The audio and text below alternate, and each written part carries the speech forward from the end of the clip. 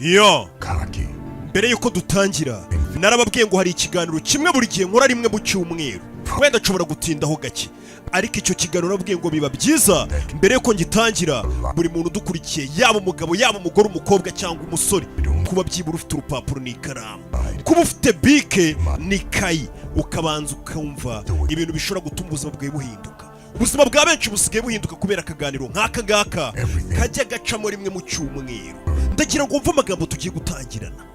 Iki ntabwo ari cya kiganiro ugomba kumva uhubagurika uri muri telefone cyangwa se uri kurangazwa n'ibindi bintu. Urabanza ugatuza ukumva ibintu by'ubwenge byahindura ubuzima bwawe. Wumve ati abantu benshi bamaze kuba abaginga n'abaswa, basigaye bakeka ko bafatishije ibintu byose babisobanukiwe. Ibyo bintu niko abantu benshi bameze. Umuntu usigaye yumva yarafatishije, ukabona umuntu asigaye yigira nk'azi ibintu byose, mbega umuntu akavuga ati ubwo mfite udufaranga twaye cyangwa se hari utuntu nsigaye mbona ndumva ameze neza nta kibazo mfite. Niyo mpamvu isigaye ituma abantu benshi bariraye hano hanze batagishaka kwiga ibintu bishya.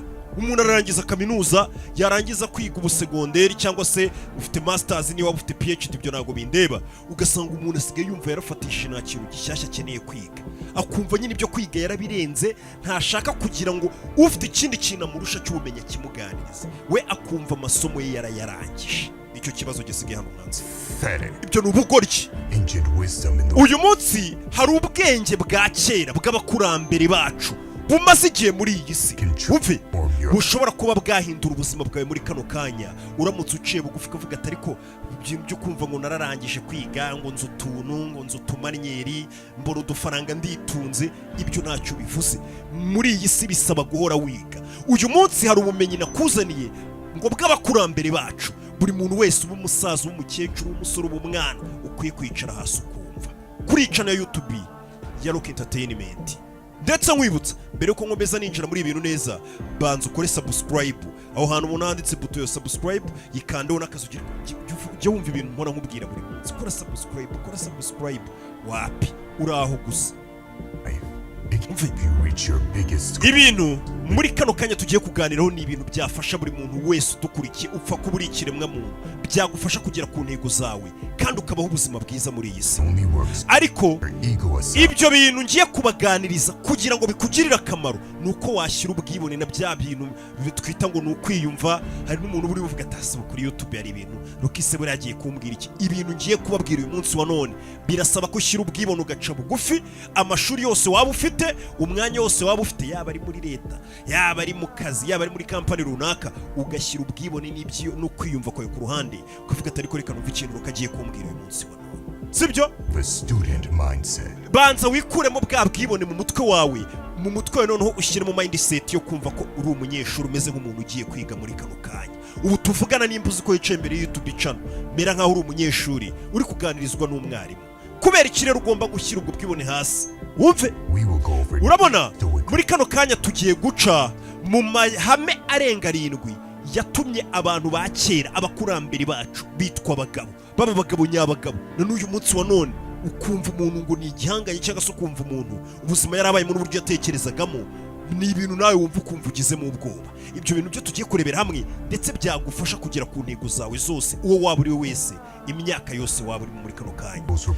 Ayo mategeko tugiye kurebera hamwe uko ari 9 amaze imyaka 2,200 abayeho. Bivuze ngo ayo mategeko yabayeho mbere y'ivuka rya Yesu Kristo cyangwa se nyuma y'ivuka rya Yesu Kristo ho gatonya hafi aho ngaho.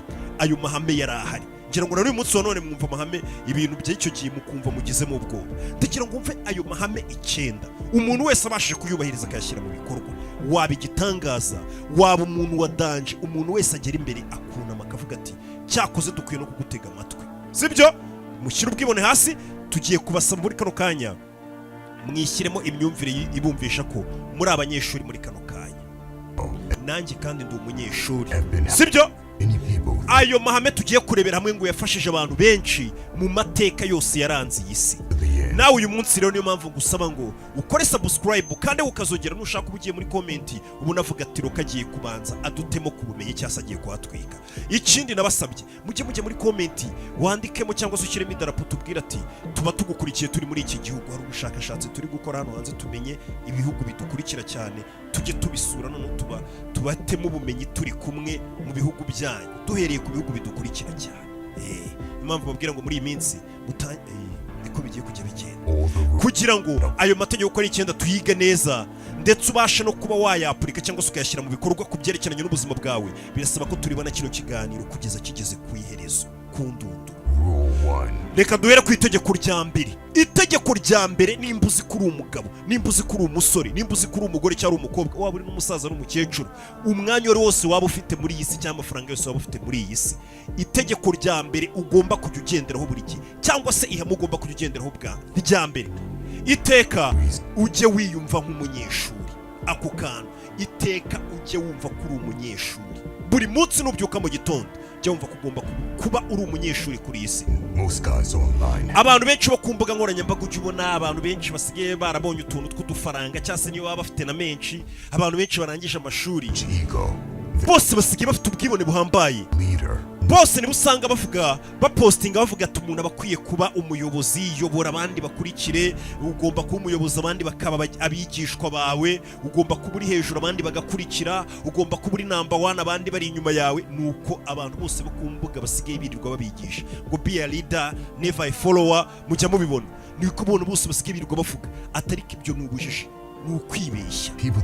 Abantu bavuga ibyo bintu ntago baba bafite mindset cyangwa se ntago bafite imyumvire ya kinyeshuri, kubera ko umunyeshuri wa nyawe, ubundi umunyeshuri wa nyawe yitwa umwigishwa ntago yitwa umuyobozi, aba ari umwigishwa kuko Yesu yari afite abigishwa be.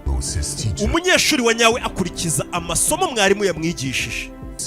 Ndagira ngo wumve neza kano kantu. Kugira ngo ube umuyobozi mwiza ugomba nanone kwishakamo kuba ukumva. Kugira ngo ube umuyobozi mwiza cyangwa se ube umuntu uzayobora abandi cyangwa se umukire urenza abandi cyangwa se umuntu abandi bafatireho icyitegererezo, nuko nanone ugomba kubanza ukiremamo umunyeshuri mwiza nimba ushaka kuba umuyobozi mwiza kandi ugahora wiga buri munsi. Twese tugomba kujya dufunga iminwa yacu mu gihe tuzi ko turi imbere y'umuntu ufite ikintu aturusha, akabanza akatuyobora akatwereka uko icyo kintu gikorwa. Nta muntu wamenya byose muri iyi si.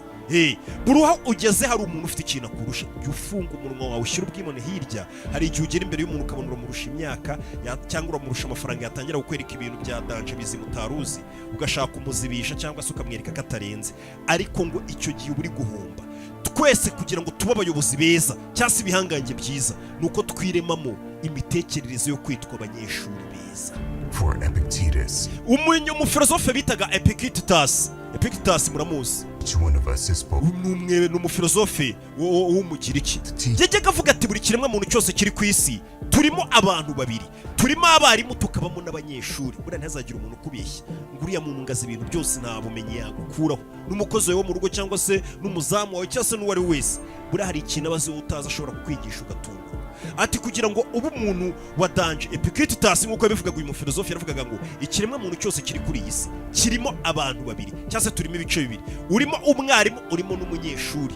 Buriya buri muntu afite ikintu yakwigisha undi nk'uko afite ikintu yakwigishwa n'undi muntu.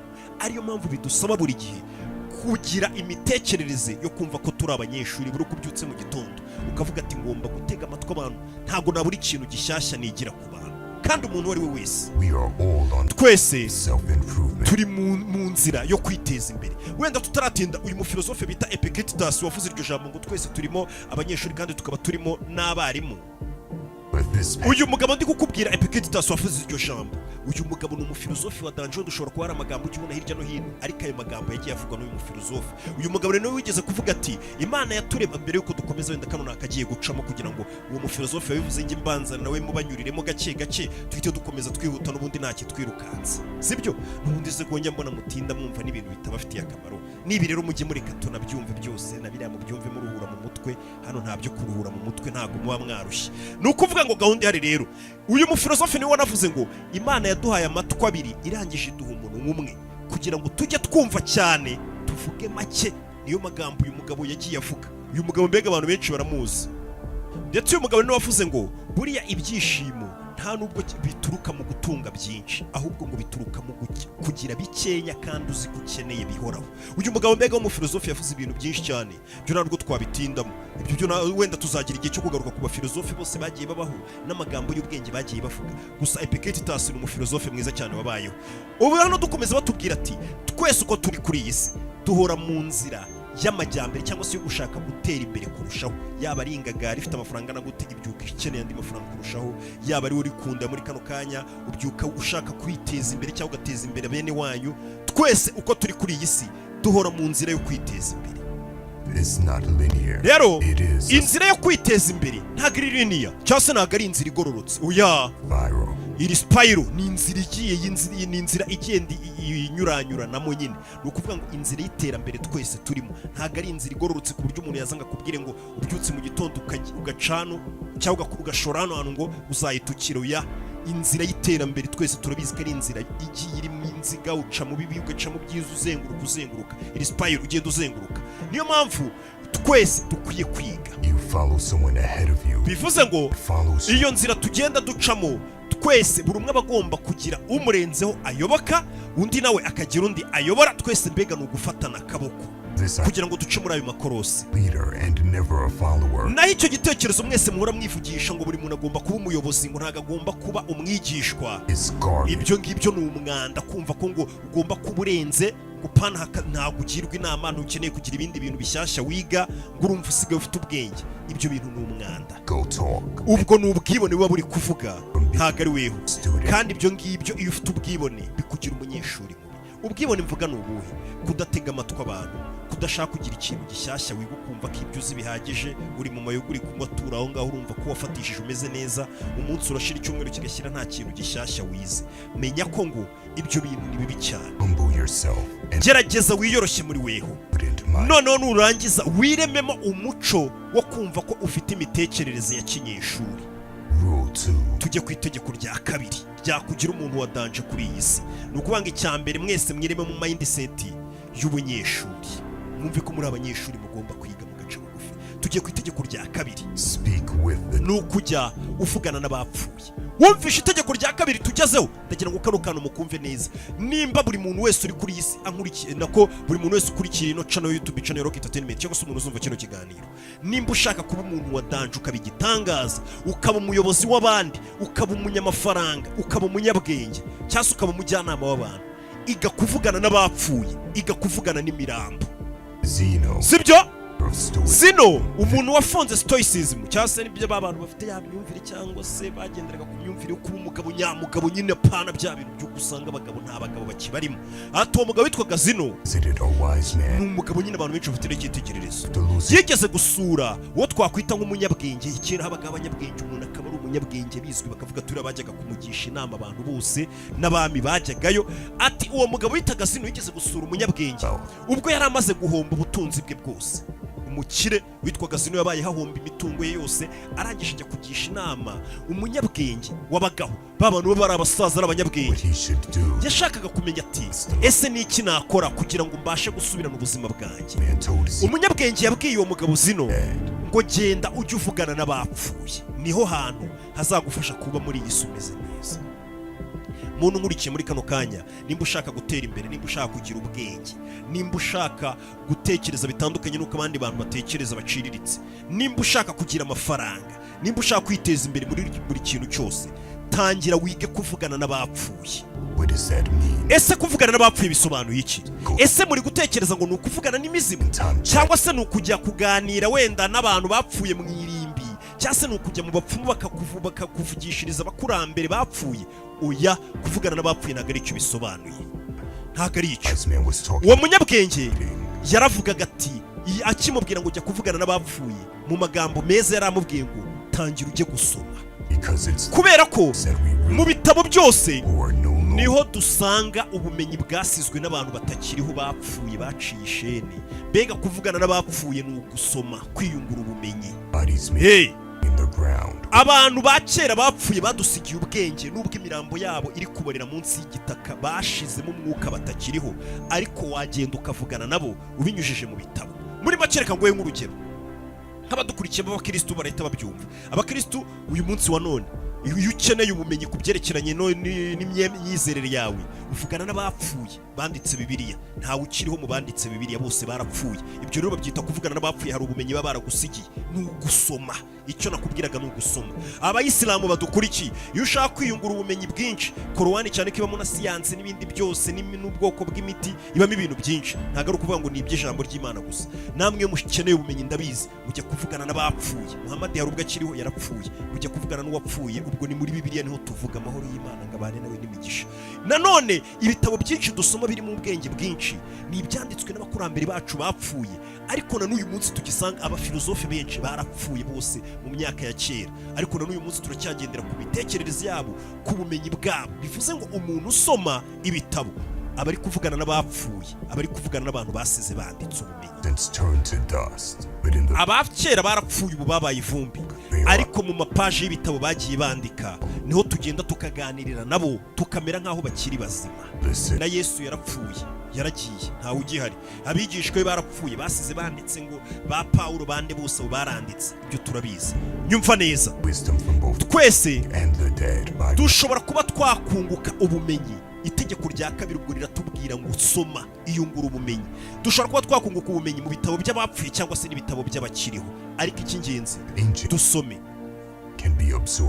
Ikindi nababwira, ubwenge bwa kera bw'abakurambere n'ubwenge bw'uyu munsi bw'ibitabo bivuga ku bwenge bw'uyu munsi bw'isi ya none, byose ni ibintu dukwiye gukoresha, dukenera mu buzima bwacu bwa buri munsi. Niyo mpamvu utavuga ngo usoma ibitabo by'iyi minsi gusa cyangwa wiyungura ubumenyi bw'iyi minsi gusa, wiyumve wirengagije gusoma ibitabo by'ahahise. Wapi, ibyo bintu byose turabikeneye. Ikindi, uramutse utabisomeye rimwe byose ugashaka kumenya iby'uyu munsi n'umenye iby'ahahise, buriya nabyo ni ubugoryi cyangwa se ni ubuswa. Niyo mpamvu muri kano kanya nshatse nababwira ibitabo bike bike mwatangira gushaka mugasoma, mwabisoma online. Wenda hari n'igihe ngiye kuzabazanira gahunda yo kujya mbasomera ibitabo hano kuri YouTube channel by'ubwenge, tukagira ukuntu tuzajya dusoma ibitabo hano, kuko ndabizi abantu benshi ntabwo mpfa kubona umwanya wo gusoma ibitabo. Nimba nzajya mbibasomera hano, nabyo ndi kubitekerezaho. Iyo gahunda irahari, iyo content irahari, tukajya dusoma ibintu by'ibitabo by'ubwenge, tukagira amapaje dusoma, ejo tugakomeza gutyo gutyo, sibyo? Nimba mubishyigikiye mwandike muri comment ati Rock ijya udusomera, gahunda tuyikomeze. Wenda muri kano kanya reka nkubwire nk'ibitabo bike bike mwebwe mukunda gusoma, mwaba musomye byaba bibafasha muri iyi gahunda twari turimo, sibyo?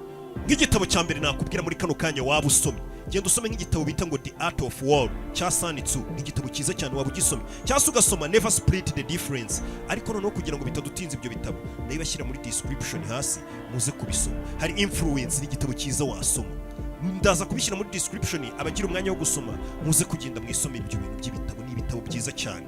Nanone hari icyitwa Psychology of Money, icyo nacyo ni igitabo wasoma. Reka dukomeze, ibindi biraza kuba bizanye. Muraza abakunda ibitabo muraza kubireba hasi, ntimugire ngo turabibagiwe. Ibyo ni ibitabo bigiye birimo ubumenyi buhambaye wasoma ndetse ukavuga ati hari icyo nkuyemo. Buriya ubwenge buri mu bitabo. Ariko nanone abirabura ntabwo tugifite umuco wo gusoma. Muri gusoma amacupa, abandi muri gusoma abakobwa, n'abandi muri gusoma abahungu, mugasoma n'amafege, mugasoma n'imogi. Ntabwo mugishaka gusoma ibitabo. Icyo kibazo ngo gisigaye hano hanze. Kandi abazungu buriya bajya bavuga ngo ushaka guhisha umwirabura amuhisha mu bitabo. Buzarebe na n'uyu munsi baracyasoma cyane. Kuki ariko wibaza ko basoma cyane twe tudasoma, bakagera naho baducyurira ngo ushaka kuduhisha duhisha mu bitabo. Not all readers are leaders. Hari nanone umugani uvuga ngo bajya bavuga ngo not all readers are leaders. Ntago ariko buri musomyi wese cyangwa se umuntu usoma ibitabo ariko avamo umuyobozi. Wapi, nako mukamenya. Ntago ariko n'imbuto tukubwiye ngo ugiye gusoma ibitabo ariko uzavamo umuyobozi mwiza cyangwa se umuntu urenze cyangwa se umunyabwenge urenzo. Ati ntago ari buri muntu wese usoma ariko avamo umuyobozi mwiza. Wapi, ariko nanone bakavuga ati all leaders are readers. Ati nanone abayobozi bose barenze buriya ni n'abasomyi beza.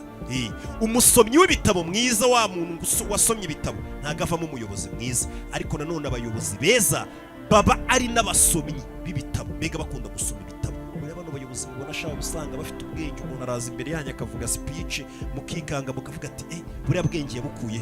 Bano bagabo barasoma mu nceri bibikaho ubwenge, cyane cyane bagasoma ibitabo by'abayobozi bababanjirije, ababayeho mu mateka, ugasanga barabyize barabisomye, ugasanga noneho bari kuvuga bati nimba batubanjirije barayoboye gutya, hari ibyo bishe batakoze neza, ibyo nabikosora gutya, ibyabashyize hasi ni ibi, bakamenya ukuntu babikosora kubera bari kubigiraho. Ugasanga nimba ari umucuruzi wa danje z'ubwenge, mujye mubona bari abantu usanga yakoze ibintu bya danje, abasoma ibitabo cyane cyane bya business, ugasanga ni umuhanga muri byo. Niyo mpamvu mubwira ngo tangira wishyiremo umuco wo gusoma. Ibintu byaroroshye ubu ngubu n'ibinabananira, cyase nimwandika muri comment ati tujye dusoma n'ibitabo. Ndakubwiza ukuri ko tugiye gutangira kujya dusomera n'ibitabo hano kuri YouTube channel, ariko tukirinda ikintu cyose cyatuma tutavamo abantu bazima, cyangwa se abantu n'igihe tutazaba tukiriho batazajya bavuga ati hariho abantu batarenze. Tusikira ibintu bizima abana bacu. Rero musome. Tugiye ku itegeko rya gatatu. Ubwo itegeko rya kabiri ryavugaga ngo musome. Nanone itegeko rya gatatu ku muntu wese udukurikiye ushaka kuba umuntu udasanzwe kuri iyi si, cyangwa se ushaka kwiteza imbere kurusha abandi, ukaba uri umuntu urenze, fatirana igitondo. Fatirana igitondo. Uwitwaga Marcus Aurelius, uyu mugabo yari umwami w'abami w'abaromani, sibyo? Uyu mugabo yari umugabo mwiza, abantu benshi bamufatiragaho icyitegererezo, bavuga ati turifuza kumera nkawe. Ariko mu kuri uwo mugabo nawe yari umuntu usanzwe, yambaye umubiri nk'uw'abandi, yambaye n'amaraso, ava n'amaraso nk'abandi. Buriya wa muntu bavuga ngo uriya muntu ni igitangaza, mumufatiraho icyitegererezo, nta wundi murabona umeze nkawe. Uriya aba ari umuntu nkamwe, ava amaraso, arya anywa, aba ari umuntu nkamwe, yambaye n'umubiri. Ntago ari ukubanga aba ari moto, yaba ari umuntu upfa nk'abandi, ntaho abatandukaniye nawe nanjye muri kutureba. Ariko nanone uyu mwami w'abami abantu bose bifuzaga kumera nkawe, cyangwa se bafatiragaho icyitegererezo, witwaga Marcus Aurelius. Uyu yari ampereri nanone w'abaromani. Uyu mugabo yarivugiye ati ni kenshi najyaga kubyuka. Itegeko rya gatatu tugezeho bigizwe gufatirana igitondo. Uyu mugabo yarivugiye ngo ni kenshi najyaga mbyuka mu gitondo nkumva mfite ubunebwe, ariko nanone akaba bizi mu mutima we ko agomba kubyuka, ariko nanone akumva uburiri bwe buraryoshye. Urumva umwami uburiri abaryamamo buba buryoshye, akeneye kuryama ngasinzire.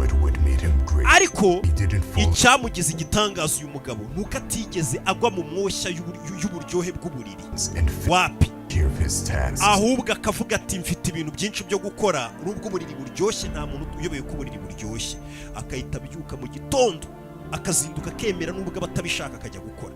Mugira ngo abayobozi mujya mubabona n'abacu bari mukabona mu gitondo mu ndege, ejo mu yindi, ejo hehe, ari kwirukanka ahantu hose, ari mu kazi, akavuga ati bari abagabo bajya baryama.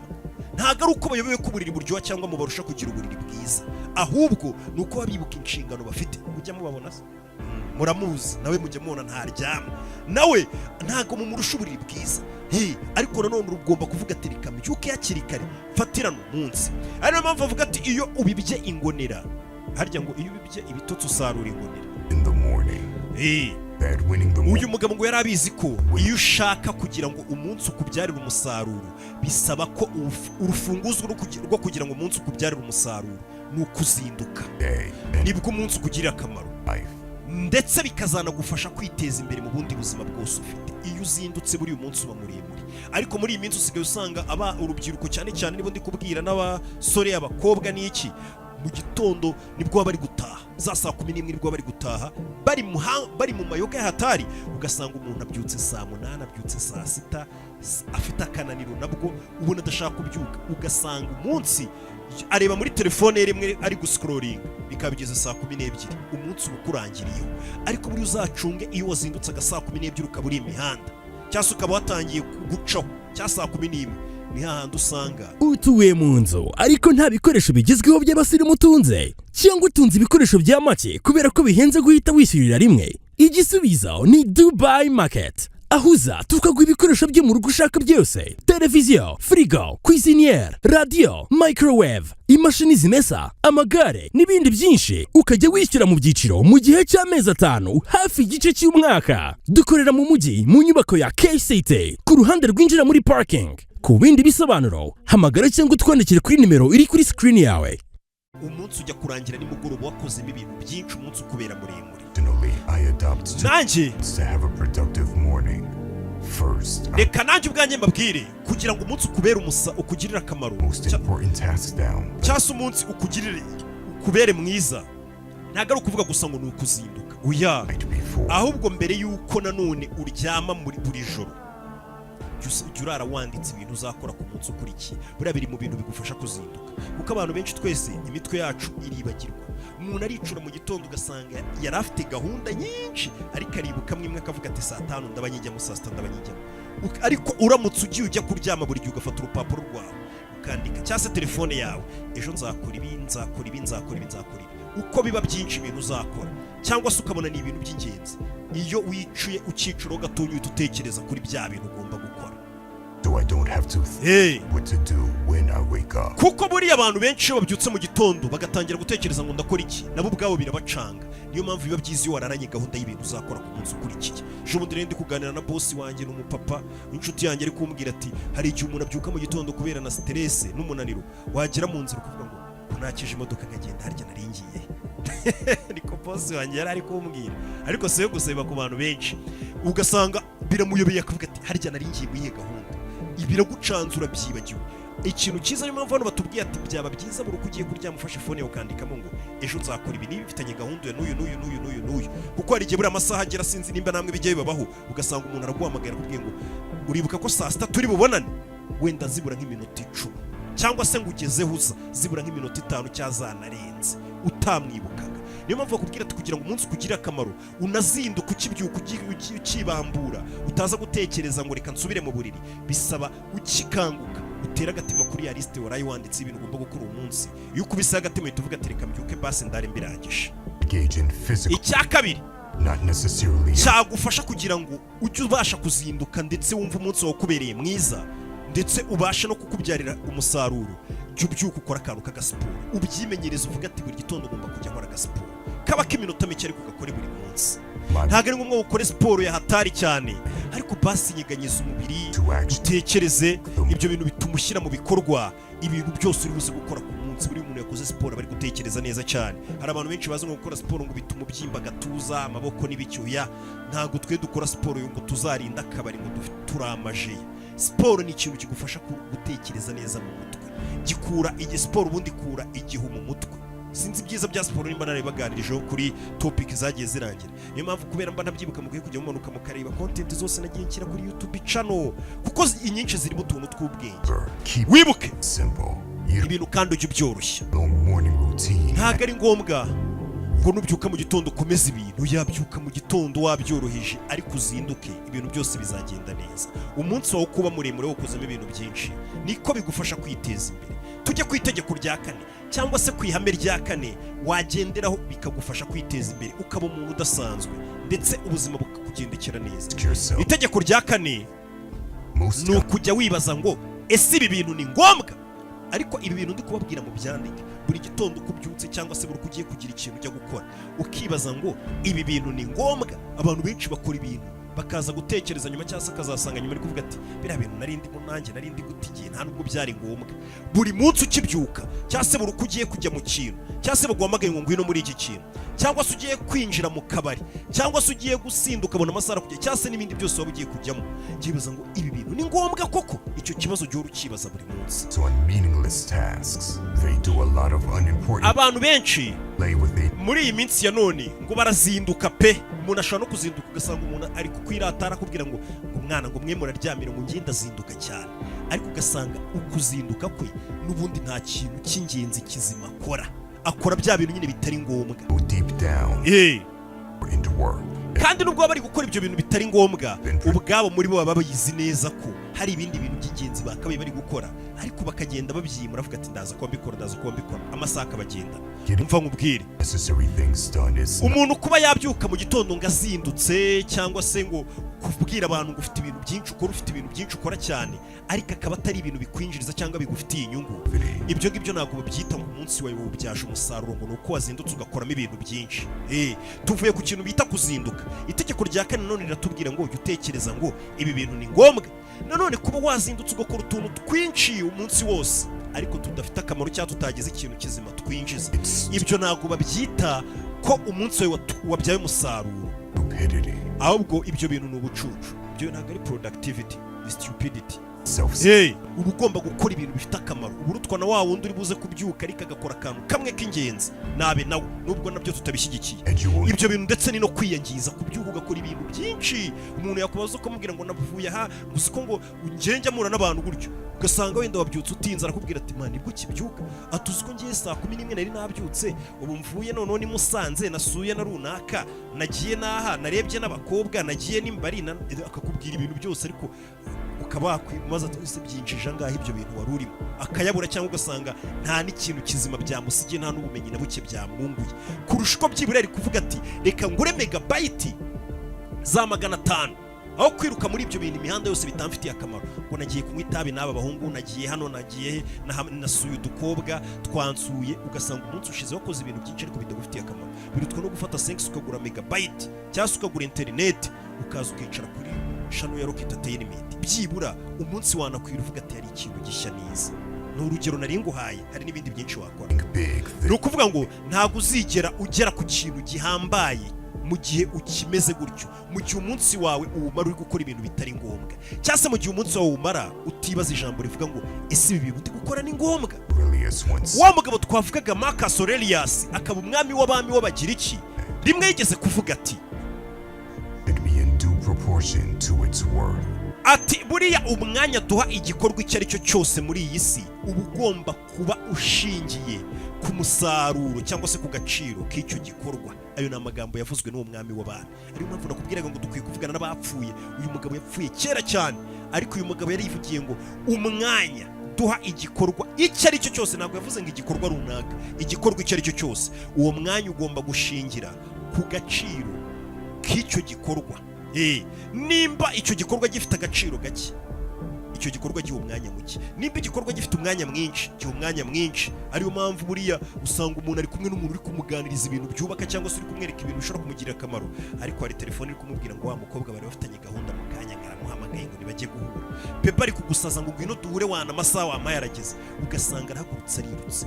Tekereza uwo mukobwa cyangwa se uwo muhungu mugiye kuhura, icyo gikorwa mugiyemo cyangwa se umwanya mugiye kumara gifite akamaro wapi? Nimba nta kamaro gifite, banza ufate umwanya wawe wose uhe icyo kintu gishobora kukugirira akamaro urimo. Nushaka unababoroka abo bantu, abo ngabo nyine ubagenera umwanya uhwanye n'akamaro kabo cyangwa se n'agaciro kabo, cyangwa se agaciro k'icyo bakwinjiriza ni gitonya, nawe baha umwanya mutoya. Abakwinjiriza cyangwa se bigufitiye akamaro kanini, ubiha umwanya munini w'ubuzima bwawe. Bisobanuye ko akantu cyangwa se ikintu icyo ari cyose kitagufitiye akamaro ntabwo ukwiye kucyita ngo kigutinze mu makona. Twese muri iyi si dufite amasaha 24 ku munsi, dufite amasaha angana, niyo masaha Imana yatugeneye. Rero ntukajye ufata ayo masaha 24 ngo uyangize ku kintu kitagufitiye akamaro, cyane cyane uyu munsi wa none cyangwa n'ejo hazaza. Wapi? Ahubwo jya wirengagiza unayoboka ibigufitiye akamaro, aba ari byuha umwanya wawe gusa byonyine.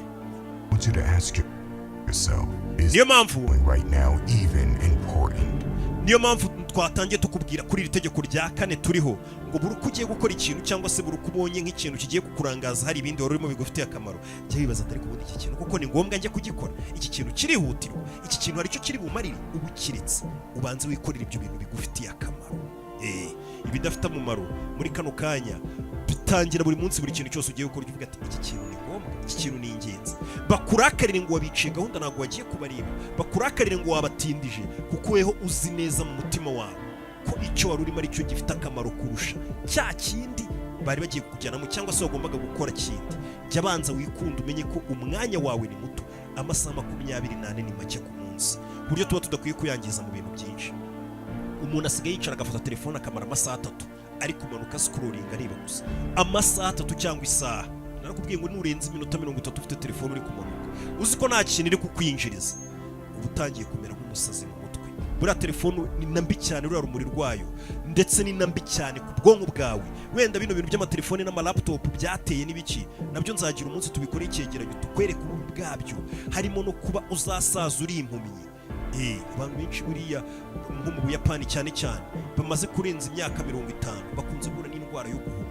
umuntu agahuma yari muzima yarakuze areba agashiduka ahumye gusa kubera birirwa imbere y'amamashini imbere y'amatelefone ugasanga ruriya rumuri ntabwo ari rwiza arahumye kandi amaso ufite uzi ko n'imitsi kubitana ikagera no ku bwonko n'iki ugasanga umuntu arahumye. Rule 5. Tujye ku itegeko rya 5 cyangwa se ihame rya 5 tugomba kujya dutekerezaho buri munsi tukagenderaho. Ndabizi biragoye twese kuri twe ariko tugerageze bino bintu tujye tubishyira mu bikorwa. Nanone ntukajye wita ku bintu utabasha guhindura cyangwa se utabasha gukontorora. Kano kantu ndagira ngo tugatindeho, kano kantu ndagira ngo tukumve neza. Ntugate umwanya ku bintu udashobora gukontorora cyangwa se guhindura. Ari byo nanone ijambo ry'Imana rivuga ati Mana ujye uduha inema yo kuba twakwihanganira ibyo tutabasha guhindura. Ntugate umwanya ku bintu utabasha gukontorora, ahubwo umwanya wawe ujye uta ku bintu ushobora kuba wakontorora, wahindura, wayobora, wakoresha uko ushaka. Outside of their control. Abantu benshi hano hanze muri kunyumva munadukurikiye cyane cyane urubyiruko n'abantu bakuru nabonye byarabagezemo, musigaye muhangayikishijwe n'ibintu birenze ubushobozi bwanyu, ibintu mutagira ikintu muhinduraho, ugasanga nibyo bibatwarira umwanya, bibananiza mu mutwe, ugasanga bya bintu mutabasha guhindura nibyo byabatwariye umwanya n'ibitekerezo. Abantu muri iyi minsi usigaye usanga barasajijwe n'abandi bantu, ugasanga umuntu ahora atekereza ku bibazo by'abandi bantu, yirirwa avuga abandi bantu, ugasanga yamaze amayinite ari guhamagara avuga ku bintu byabaye ku wundi muntu cyangwa se ku bibazo by'abandi bantu bidafite ikintu na kimwe biri bumwinjiriza cyangwa se biri bumufasha. Ugasanga kandi ibyo bintu ntabwo yabikontorora. Ugasanga umuntu yatwawe na politike, ntaba muri politike, si umunyepolitike, nta n'ikintu byamufasha. Nyine kumenya ibibera muri politike, kumenya isi yose uko imeze muri rusange n'imiyoborere ni byiza, ariko ugasanga umuntu yiyahuye mu bintu bitamufitiye akamaro. Mbega umuntu ari muri politike yamusajije, yamutwaye umunsi, yibagiye ko afite ibibazo agomba kugaburira famiye ye. Cyangwa se ugasanga umuntu ahangayikishijwe n'ibibazo bigezweho byo muri iyi si. Ibyo bintu ni ubugoryi, ni ubuswa. Ni ukuvuga ngo gahunda yacu uyu munsi cyangwa se ibintu bidusaba kwibanda ku bintu dushobora gukontorora. Ibyo udashobora gukontorora biriki, uri kwangiza umwanya wawe. Keretse nimba uzi ko basi ari icyo bikwinjiriza, ariko abantu benshi bahugiye mu bintu badashobora kuba bahindura. Tugomba kwirema mu muco wo kwibanda ku bintu dushobora guhindura cyangwa se ibintu dushobora gukontorora, ukavuga ati njyewe uko nshobora gukora cyane, nshobora gukora ibi n'ibi, nshoboye ibi n'ibi, nkaba ari byo nibandaho, cyangwa se nimbwira abo bantu baranyumva, abo bantu akaba arimo nitaho. Ariko mu gihe ari ibintu nta kontorora, ntabwo ngomba kubitaho umwanya ngo tugomba kwirema mu muco wo kubireka. Ugasanga umuntu ngo abantu ngo bamuvuze, njya mbabona nawe wenda reka mbahe nk'ingero, ugasanga umuntu bamuvuze ku mbuga nkoranyambaga, bamututse, bageze gute, bari kumusebya, nta wenda banamubeshyira, kuko abantu benshi hano hanze usigaye usanga abantu bangisha abantu beza abandi, ugasanga abantu basigaye bakunda abantu babi. Ibyo bintu birahari cyane, ugasanga mwese mufite ishusho koroke ni urugero cyangwa undi muntu, uwo muntu ari umuntu muba ari nk'inyamaswa, uwo muntu ugasanga nawe arahangayitse, yasaze, kandi ibyo bintu nta kintu yabikora, ntabwo wabikontorora, kuko uwo muntu ntabwo yaza ngo amkontorora, amkuremo ibyo bitekerezo mufiteho ko bambwiye ko ari umuntu mubi. Ntabwo namva wenda nimba mbyemeye ari bujye mu bihumbi 100 by'abantu bose buri muntu amubwira ngo reka ndi umuntu mwiza, barambeshyira, baranyanga. Nta bushobozi ufite bwo gukontorora abantu cyangwa se bwo gukontorora amagambo abantu bakuvuzeho ngo ugende uyavuguruza aho ugeze hose. Uko ni uguta umwanya. Ahubwo ikintu ukwiye kumva muri kano kanya, tangira wimenyereze kutangiza umwanya uhangayikishijwe n'ukuntu abantu bagufata cyangwa bagutekereza, kuko ntabwo ufite ubushobozi bwo gukontorora imitekerereze y'abantu, cyangwa se unicara uzi ko we nta bushobozi wowe ufite bwo kuba waza ngo wumvishe abantu bose ubabwire ngo uri umuntu mwiza, ngo uko abantu bagusebeje ngo uri gukora ibikorwa bibi, uri umuntu mubi, uri inyamaswa, uri umwanzi w'ibintu runaka. Ntabwo ufite ubushobozi bwo gukuramo abantu. Twebwe iyo myumvire y'ukuntu bakutubwiye, ibyo bintu byikuremo, uri kwangiza igihe cyawe. Ahubwo unamenye ko ibyo bintu nta n'agaciro bifite, nta nubwo ibyo bintu bikwiriye umwanya wawe. Ahubwo wetangira wite ku bintu bigufitiye akamaro, nko kugera ku nzozi zawe. Kuba abantu bari kukuvuga, bari kugusebya, nta kamaro bigufitiye. Tangira ahubwo we wite ku nzozi zawe, kuko ntabwo ufite ubushobozi bwo gukontorora ibyo bintu. Rero ibintu ufite gukontorora ni ibihe? Ni akazi kawe usanzwe ukora, ni ukudasara, ni umutwe wawe ufite kuwukontorora. Ntiwikuremo ibyo bintu, ntibigutera amadepresiyo, oya, ntubwanuke, ntupanike. Umutwe wawe nawe ubwawe uzi kwikontorora. Icyo ukora rero ni iki? Tangira imbaraga zawe uzite kuri weho wikontorora, uzita no ku bintu ushobora gukontorora, ari byo byo kwiteza imbere kurushaho, no kwibanda ku kazi kawe na famiye yawe. N'ubundi nibyo bigeze kuvuga, bavuga bati abantu nibavuga ko uri umuntu mubi cyangwa se ukora ibikorwa bibi akaba ari byo ugenda uhindura ibyo bikorwa byawe bibi ujya gutungana utugambo twinshi. Nanone nibakuvugaho ibikorwa bibi uzi kudakora ibikorwa bibi wita umwanya ujya gusara, ahubwo sekana n'abandi useka uvuga ati cyakora abantu barasetsa. Ubundi ngiryo niryo tegeko rya 5 twari turiho. Abantu nibakuvuga nabi cyangwa se ibintu utashobora gukontorora, abantu bakakuvuga nabi bakakwangisha, abantu bega bakagusebya, wikwangiza nimba ari byo bavuze, tangira uhindura iyo mico yawe mibi. Nyine umuntu mubi dukwiye kubivugura umuntu mubi, hindura iyo mico yawe unavuga ati ibyo abantu bari kumvuga nibyo kuko ndi umuntu mubi nkwiye guhinduka. Wirakara ngo kuko babivuze kandi ari byo. Nanone nibakuvuga ibintu bibi uzi ko utari umuntu mubi, uri umuntu mwiza, seka uvuga ati cyakoze abantu barasetsa. Ikiremwa muntu kizwiho gusetsa, wisekere wikomereze. Tujye ku itegeko rya 6, sibyo? Ntukajye nanone ubabazwa n'ibyiyumviro bikuri mu mutwe. Abantu benshi basigaye babazwa n'ibintu batekereza gusa. Bose nibigenda ugasanga umuntu arahangayitse. Ibyo bintu na Yesu yigeze kubivuga, ibintu byo guhangayika cyane, ugasanga umuntu asigaye ahangayika cyane, ugasanga nibyo bimutesha umwanya. Ubwo Yesu yavuga ati kuki uhangayikishwa cyane n'ibintu by'ejo? Imihangayiko y'uyu munsi yo ntabwo iguhagije, wabanje ukarwana n'iby'uyu munsi. Iby'ejo urabibariza iki? Ubundi urishuwa ko ejo uzahageza utazaba wapfuye, iby'ejo wabaye ubiretse. Yesu niko yavugaga, kuko Yesu yarabizi ko nawe kugira ngo umuntu kuri iyi si agire amahoro nuko aba akenshi cyane aba muri preza cyangwa se aba kuri uyu munsi wa none turiho cyane by'akarusho, ukiha amahoro ugashimira Imana ko n'uwo munsi ukiri uri muzima, kuko Yesu yabaga abizi ko akanya kari kose twapfa. Nk'umugabo ni ibintu bisanzwe koko kugerageza gutekereza ku bibazo, yaba ari iby'uyu munsi, ibyahise n'iby'ejo hazaza. Nk'umugabo cyangwa se n'umugore n'umuntu wese ufite ubwenge, bijya bitunaniza mu mutwe, byo birashoboka cyane pe. Gusa nanone ugomba kumenya n'ubundi ukicara uzi ko ubuzima iteka budahora buryoshye. Nidutekereza neza twitonze, ibintu byinshi twagiye dutekereza bikadutera ubwoba, wenda bitewe n'akasituwasiyo gato kabaye, ugatangira kuba ati none ejo biragenda gutya bindangiriyeho. Ibyo bintu byagiye biduhangayikisha, ukarara udasinziriye, ukamara icyumweru udasinziriye. Nureba neza uzasanga ibyo bintu bitarigeze bisohora, ntabwo ibyo bintu byigeze biba wapi. Ahubwo none ugasanga byari bikuri mu mutwe, uri kubitekereza ko bishobora kuba bibi, ariko hari n'igihe bitigeze biba. Akenshi Seneca niwe wavuze ngo akenshi tugira ubwoba mu mutwe wacu kurusha icyo ubwo bwoba buzatuzanira ngo kitubabaze. Nanone ngo tukababazwa n'ibyo twimagina mu mutwe wacu bishobora kuba, kandi noneho bihabanye na reality, bitazigera binaba. Gerageza wibande kuri uyu munsi wa none, kandi witoze ikintu cyo gutuza muri wiwe. Abantu ntabwo bagifite akantu ko gutuza. Umuntu akantu karabaye, ibintu induru zavuga, ukabona umuntu nawe avuganye nazo azamukanye nazo arapanitse mu mutwe, biramucanze. Mwireme mu muco wo gutuza, uvuga ati reka nuza ariko ndebe bino bintu ubundi biraganaye. Bakuvuge, bagukorera ibintu bibi, bagukure mu kazi, uhombe, ugire gute, ureke gusara. Bagufungishe, bakugambanire, bigende gute, ureke gusara. Twireme mu muco wo gutuza. Twire muco wo kwiga gutuza, ukavuga ati kambe ndeba aho biri kugana, ariko bitavuze ngo bikubuze gutegura nawe ukuntu wakwikura mu matsa, ariko wisarana n'ibiri gusara. Buriya mu gutuza abantu iyo basaze nawe ugasara, cyangwa se ibintu bikazamuka nawe ukazamuka, ni hahandi bavuga ngo umuriro ntabwo uzimya umuriro, birangira umusaruro ari ivu. Uwo mugani murawuzi. Niyo mpamvu bakubwira ati iyo umuntu azamutse uratuza, ugomba kuba utuje. Nanone haduye yatuza nawe ukazamuka, niko ubundi ngo bigenda.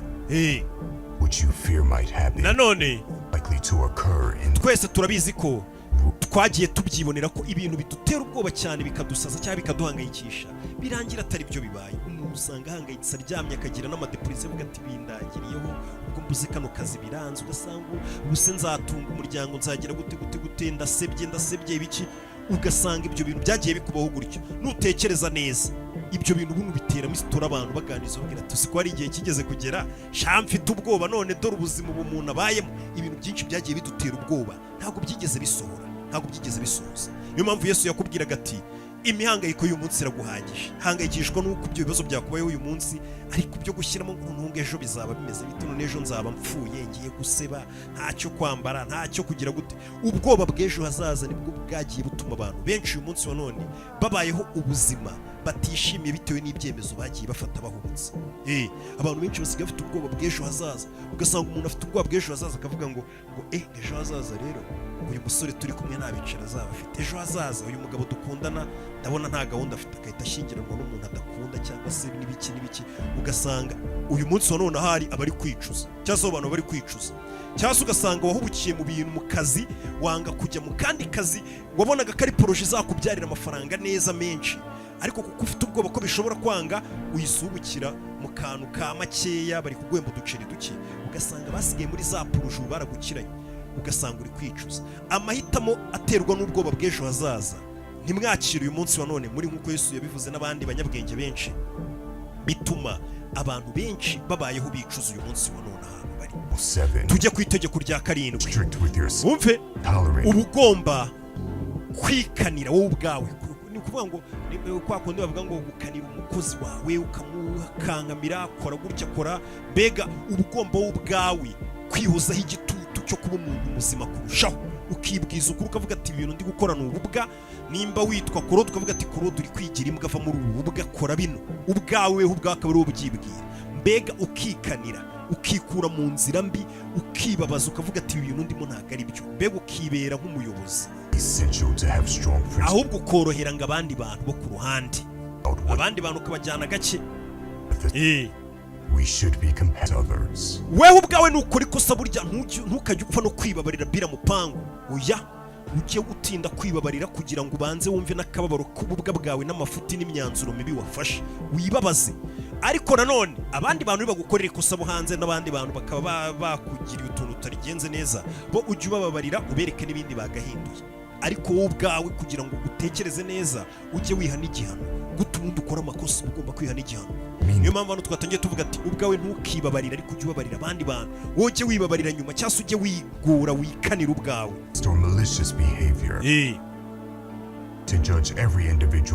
Ikindi nanone abantu benshi bagomba kwakira ko tutagomba gucira abantu urubanza, kuko abantu batari mu murongo bashakamo, cyangwa se batakoze ibintu uko bishaka, cyangwa badahuje imyumvire nawe ngo wumve ukwiye kubanga ubacira urubanza uvuga turiya muntu ni n'imbwa, uramubwira niyumva, umubwira iki se ubundi wewe warebye ibyawe? Nimba mudahuje imyumvire kuki wewe ubwawe niwe udakwiye kwitorera, ariko abandi bantu ukwiye kubabarira no kubihanganira, kuko bari abantu ntabwo ari wewe. Abantu turatandukanye cyane. Tujye ku itegeko rya 8. Buri munsi ujye wibuka kuzapfa. Itegeko rya 8, nimba ushaka kuba umuntu mwiza muri iyi si, aka kantu karanadufasha cyane buriya hari abantu benshi babayeho bakora amakosa bakumva ko afite igihe. Buri abantu benshi n'amakosa menshi bakora n'ibibazo byinshi bagihura nabyo no kwirara kwinshi bagira, nuko bibagirwa ko bazapfa, ukavuga ati n'ejo siko naba mbikora. Ugasanga umuntu ari mu businzi, ari mu bintu byinshi bidasobanutse, ukavuga ati ndacyafite igihe wana biriya bintu n'ejo niyo naba ndi hangover, n'ejo bundi nabikora. Ugasanga abantu bari kuvuga abantu nawe bari gusebanya, kuko bibagirwa ko bazapfa. Ushobora gusanga uri guhemuka muri kano kanya, ugapfira muri ubwo buhemu uwo munsi, ugapfukira umuhemu, ibaza ukuntu abantu basigara bakuvuga. Ikintu rero hano hantu mukwiye kwibuka, mwibuke ko muzapfa. Ati umugabo nanone twitwa Seneca niwe wigeze kuvuga ati abantu benshi ikosa dukora amakosa yo gutekereza ko urupfu ruturi kuri. Nicyo kintu bundi kizana amakosa menshi. Ugasanga umuntu wese, kandi mwese niko mumeze, nanjye bijya bimbaho, twese twumva ko urupfu ruri kure. Umuntu avuga ati tuzapfa tugeze mu zabukuru. Nta muntu ujye yibuka ko bari abantu bavuga ngo bapfuye buri munsi, yakabaye ari weho wagiye. Urupfu tubana narwo buri munsi, akanya kariko kose waca ishene wapfa. Urupfu naka kanya rwatubaho, buri kanya kose gashize, cyangwa se buri saa yose ishize, yakabaye ari urupfu bundi. Kuko bundi biravuga ngo nimba warafutse bugomba kuzapfa, bingana no gupfa. N'impinja zirapfa zikivuka. Ariko we mukuru ukomeza wiyumvisha ngo uracyafite igihe kuri iyi si, iki n'iki. Ni nabyo bituma mukora amakosa, muhemuka, mugira gute, ukumva ko uzarama kuri iyi si, wenda uzagira n'igihe cyo kwicuza, cyangwa uzagira igihe cyo kwiyunga nabuhemukira. Oya, ushobora gupfa ukiri muri ayo matiku, uri gusebya abantu, babyira nabi, ubangisha abandi, ugira gute, ukabasanga ucishe ni muri ako kanya. Buri munsi wose tumara, buri munsi uciyeho ukabona winjiye mu wundi munsi, ntukavuge ngo uri gusatira ubuzima. uba uri gusatira urupfu. Nubona uri guserebura isabukuru anniversaire yawe, ukabona isabukuru yawe irabaye uri guserebura ngo ngo ndi kugenda nkura njya mbona muri no kunywa mwasetse mwagize gute, muri gusatira urupfu. It's not distant. It's urupfu ntabwo ruri kure, urupfu ruri kumwe natwe, ruri muri twe hano turi. Niyo mpamvu rero ubuzima dufite tugomba kubamo byihuse, tukabubyaza umusaruro byihuse kugira ngo basi uzasige n'inkuru nziza. Ariyo mpamvu buri munsi umuntu wese agomba kubyuka avuga ati uyu munsi ushobora kuba ari wo munsi wanjye wa nyuma, reka ngukoremo neza, reka ngubyaze umusaruro, reka nsige ikintu kizima basi kuri iyi si, ntayivamo nsize ubugome n'ibibi gusa. Ukabyuka buri munsi uvuga ati uko ntekereza ko uyu munsi ushobora kuba ari wo munsi nshobora kuza gupfira, reka uwo munsi ngukoreshe ngukoramo ibikorwa byiza gusa. Icyo kintu ukagitekereza. Apana nanone bya bintu byo kuvuga ngo biriya bintu ngo nzaba mbikoresha, ngo kara kazi nzaba ngakora, abana banjye nzaba mbakorereje. Oya, byuka ibintu byose ubikora uwo munsi wabonye amahirwe yo kubyuka wumva uri muzima uhumeka. Wisiga ibintu bitarangiye ngo uzaba ubikora, ugerageza ubirangize, keretse niba umva unaniwe kuko kuruhuka ni ingenzi. Reka tujye ku itegeko rya 9 ari naryo tegeko rya nyuma tugiye gusorezaho uyu munsi wa none. Itegeko rya 9 riravuga ngo iki? Twige kwiyakira mu bibazo. Akantu ko kwiyakira mu nce twese niko kantu katugora. Akantu ibibazo biraza ugasanga umuntu wese ntabwo ari kwiyakira. Ibintu iteka ntabwo bigenda nk'uko twashakaga ko bigenda. Ubuzima niko bumeze. Ubuzima ubundi biragoye ko wavuga ngo ejo bizaba bimeze uku. Abantu benshi araza agategura, akicara agategura imishinga, akavuga ati amafaranga yanjye nkurikije ukuntu nabiteguye ninyashyira hano na hano gutya na gutya, araza kubyara ndi umwaka utanda banamaze gukira, inzira aba yuzuye n'ibiki. Ushobora no kuyubaka regejo igasenyuka cyangwa bakanayisenya cyangwa se ikanashya. Ibintu nk'ibyo nyine byose ubuzima ntabwo wamenya ngo ejo bukubikiye iki cyangwa bizagenda gute. Rero niyo mpamvu kuko tuzi ko ubuzima umuntu atabazi ikizamuba hejuru, ntabwo buri predictable. Niyo mpamvu ubuzima ukuzi ko nyine utabasha kumenya icyo ejo buzakuzanira. Niyo mpamvu ugomba no guhora wiyakira mu kibi cyose cyakugeraho. Kibi bigomba kutugeraho mu gihe turi ku isi hano si iwacu, hano si mu ijuru. Mu gihe uri ku isi ikibi kikakubaho, twimenyereza umuco. Ndabizi biragoye, n'abanyarwanda bavuga ngo ikibi ntabwo kimenyerwa, nibyo koko, ariko twige basi kugerageza kwiyakira mu kibi cyose cyatubaho. Ndetse n'icyamamare cyangwa se wa munyabwenge twavugaga Marcus Aurelius, nawe yahuye n'imbogamizi zirenze ubushobozi bwe, ariko ibibi byagiye bimugeraho byose we yageragezaga kubibonamo ibyiza, akagerageza kubikoresha mu nyungu ze. Buriya hari ibibazo bitubaho, aho kugira ngo tuhite tubikoresha mu nyungu zacu, ugasanga ahubwo biduteye amadepresiyo. Njya mbibona umuntu baramwirukana mu kazi ugasanga yahise agira depresiyo. Uburyo bwiza rero bwo kwiyakira mu gihe bakwirukanye mu kazi wibibona nk'ikibazo, ahubwo tubibona nk'akanya baguhaye kugira ngo ya mishinga yawe wari wifitiye cyangwa twatuntu wajya gutekereza utangira udukore. Wenda dushobora kutakwita tuguha amafaranga, ariko niko kanya wenda ubonye wo guhita utangira kugira gute ko kudukora noneho witubibara ubundi nk'ikiruhuko cyo kugira ngo ubikore, cyangwa se ugahita ubibona nk'igihe cyiza cyo kwiga ubundi bumenyi bushyashya bwo kugira ngo ubutaha atazagira n'umuntu kwirukana, ahubwo nawe uzatangira ujye wirukana abantu. Ni ukuvuga ngo ikibi cyose kitubayeho dutangire tujye tukibona mu buryo bwiza, tukibyaze tugikoreshe mu nyungu zacu. Muri ubu buzima ibi ni byiza bizatubaho, ibyo byo twicaye tubizi, ukicara ubizi ko ikibi ni icyiza cyakubaho. Buri uko ubonye ikintu kibi kibaye ukavuga ati cyiza ndabizi nacyo kigomba kuba tu, wabona ni icyiza kibaye ukavuga ati nibibi ntabwo byabura buno ndabizi. Niko ku isi hano iwacu bimeze. Iminsi y'umucyo izaza mu nzira yawe, ariko nanone iminsi y'umwijima irimo n'imvura y'amahindu nayo izakuzira. Uko byamera kose, uwo waba uri we wese kuri iyi si, ugomba guhura n'ibibazo, ugahura n'ibihe byiza mu buryo bwawe. Twese bitubaho rimwe na rimwe, ndetse n'imihengeri izaza mu buzima bwawe, ahubwo ni wowe ugomba kumenya ngo ibihe byiza n'ibihe bibi nabikoresha iki, cyangwa se naguma ameze neza no mu bihe bibi gute. Ubundi nicyo kintu dukwiye kwiyakira. Ugingira ngo mujye mubibona ukabona umuntu ari mu bibazo, ukabona umuntu yariyakiriye, nimba batekereza gute, ukabona umuntu yaragusize ahubwo mwe mukamugirira impuhwe, akababwira ati rega bino ni ibisanzwe nta ribi. Nimba warabonye nka bayo ibibazo byarabagwiriye ugasanga ngo bagumye ku Mana, ni urugero wenda ntabwo, kuko wenda muri iyo Mana ari hari kubonera amahoro, arumva yiturije ameze neza, amugere gutegura ukundi kuntu azongera akisuganya. Ikindi kintu gituma abantu nanone ngo bata umutwe cyane ni ukubura nyine ubutunzi, cyangwa se aho yateganyaga ubutunzi, cyangwa se ahari hasanzwe bamugaburira. Abantu birabagora cyane. cyangwa se kubura ngo abagore n'abanyu n'abagabo banyu biri mu bintu bibatesha umutwe cyane. Ariko nanone ngo ibyo bibazo byose duhura nabyo muri iyi si twige twimenyereza umuco wo kuvuga tubwo muri n'iki kibazo ndagikoresha gute mu nyungu zanjye kandi niyakire numve meze neza. Ugomba gufata ibibazo bikugwiririye ukabikoresha mu nyungu zawe bigasiga nabyo bikubyariye umusaruro, ahubwo abantu bakavuga ati isi ibibazo byabaye ku muntu ko tubona ahubwo nibyo byatumye atera imbere kurushaho. Mu gihe rero utabashije kubikora gutyo ngo uvuga ati ibihe bibi bimbayeho ngiye kubyakira, amahitamo nabiri ubundi tutanaciye ku ruhande, amahitamo nabiri mu gihe uhuye n'ibibazo. Menya kwiyakira no kugerageza gukoresha ibyo bibazo mu nyungu zawe nyine, ukahita ushaka ukundi kuntu bigenza kandi ugakomeza umeze neza. Ayo ni amahitamo ya mbere. Amahitamo ya kabiri mu gihe uhuye n'ibibazo n'ibintu bibi bikugwiririye, hitamo guta umutwe, depression, kurira, ugende wicare hariya ube nk'ikibebe kiri kurira, uta umutwe, nushaka uniyahure. Ayo ni amahitamo abiri.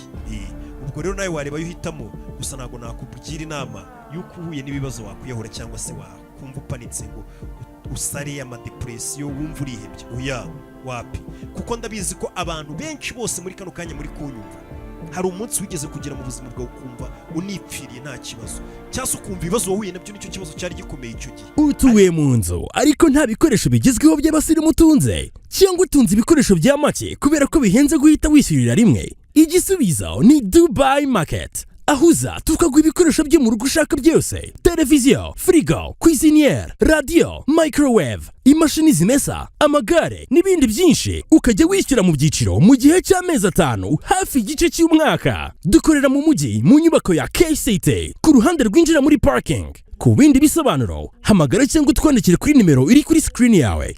Icyo kibazo wumvaga gikomeye icyo gihe, uyu munsi wa none iyo wicaye n'abantu muri kuganira cyangwa muri gusangira agacupa ubateramo story y'icyo gihe, uzarebe nk'abantu benshi babayeho ubuzima bubi yari kuganiriza abantu, ahubwo iba ari n'inkuru iryoshye. Iyo nkuru bari kuvuga ati asha uzi ko buriya ukumva n'ukuntu ajyaga ndara mu muferegesha, ukumva none ahubwo ni inkuru iryoshye. Niyo mpamvu bino bibazo rero bitubaho, aho kugira ngo ubibone nk'ikintu kibi, tangira ujye uvuga ati nyamara ibibazo ndimo hari igihe nzabiteramo abantu story turi kunywa agacupa, champagne ziri kumeneka, hari no gushya, hari kugurumana, ubibone gutyo, aho kugira ngo ufatwe n'amadepression wiyahure cyangwa se utumutwe n'unatekereza neza. Reka tugere ku musozo nkwibutsa, ibuka gukora subscribe. Ikindi kuri subscribe wanyu ko aba followers nako aba subscribers banjye ari bake, nsigaye nanjye mbibona nkagira ubwoba. Ikindi mujye ku mbuga nkoranyambaga nitwa Rocky Kimuma, ahantu hose mugende mu dufollowing, hari utuntu tw'ubwenge muzagenda muhabonera. Si ibyo gusa kandi ndabasigiramo utuntu hano tw'ubwenge mwari mukeneye, bakeneye kwiga kandi libre muraza kubibona. Ikindi, abantu mudafite ibikoresho mu ngo zanyu by'ubwenge, ngira ngo publicity mwagiye muyibonamo hagati, mudafite ibikoresho byo mu rugo, ntago mufite amakwizinieri meza agezweho cyangwa se zino kuka, ntago mufite amafirigo meza, ntago mufite ibikoresho mbega byose byo mu rugo, hari ahantu ugenda hari mu nyubako ya KCT ukabifata ukajya ugenda ubyishyura mu byiciro mu gihe kingana n'amezi 5. Ibaza ariko ahantu ushobora kugenda ugafata ibikoresho byo mu nzu ukabyishyura mu gihe cy'amezi 5, hafi 1/2 cy'umwaka.